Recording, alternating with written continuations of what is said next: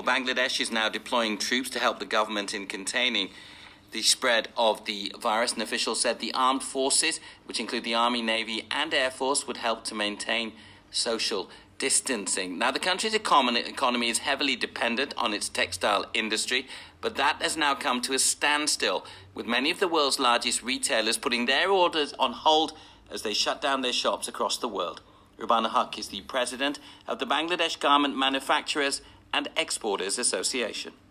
We have a lot of worried people, we have a lot of worried entrepreneurs, and we have total uncertainty facing our workers because we've had more than $1.8 billion worth of cancellations in the last 4 days. This has been surreal. All the brands mostly have just given up, and they've just told us that whatever is in the ship, which literally was almost about to sail, they were all deboarded. Some of the buyers are saying, put it on hold. We don't know when we're going to take them.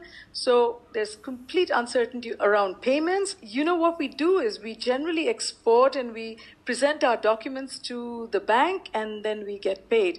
At this point of time, there's no assurance and we have no visibility. That is what you're talking about in 4 days. Mm-hmm. What will the situation be like in 1 month? Most of the brands basically slapped us with their first reaction. So most of them evoked the force majeure clause and said that, we have no shops open or reduced intake, so I'm sorry, we can't help you. My only point is, we are the most competitive country probably in terms of prices. As it stands, we don't get paid much anyway. And on top of it, if we don't get paid for the goods that we have produced already, makes no sense for us. What's going to happen to the workers? Because as you say there, for many of them, this is the lifeline. We're talking about millions of workers in Bangladesh who are reliant on the garment industry. We've worked out a deal with our central bank that if the buyer agrees to take the goods, then at least based on that promise, we can accept deferred payment after 90 days even. But what happens when the buyer doesn't take the goods? So my point is, if they have ordered something and we've produced it, they should be taking it. We are offering them deferred payment.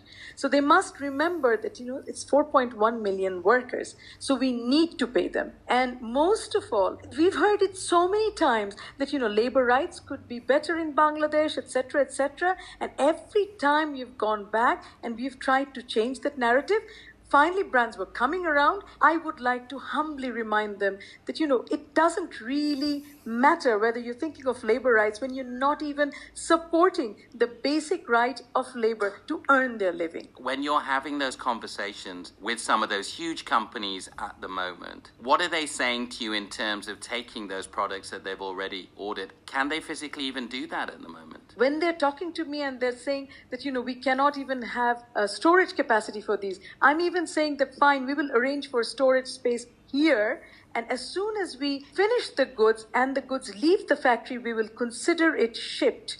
That way, we can at least be assured that the goods are being taken, and then when they need the goods, they can easily take them and pay us after 90 days. So these are very, very clear offers we have made already. If they don't respond now, it'll be disastrous for us. Is this one of the biggest challenges that the Bangladesh garment industry has ever faced now? This is an existential challenge for all of us. I don't know how we're going to survive because 84% of the economy depends on the ready-made garment export. It is the backbone of the economy. We have not diversified into other sectors. Therefore, we run a huge risk of absolutely being wiped out. Bangladesh is a resilient nation. We always rise from the ashes. So we are like the phoenix and we will do it. It's just that I want to humbly remind the brands also that everything goes back to normal at one point or the other. It will. Because, people will buy. Then, they will need us and we will need them. So we don't want to be confrontational. We want to be understanding. We just need to work through this together. So I really sincerely believe we've been partners for too long. And I think it's time that our partnership is truly being tested. And I'm hoping that none of us are going to fail this partnership. Peter, a clear indication there from Rubana Huq from the Bangladesh Garment Association that even in parts of the country that haven't been badly affected by the virus as yet, the economy is being hit hard. Well, yeah, and we have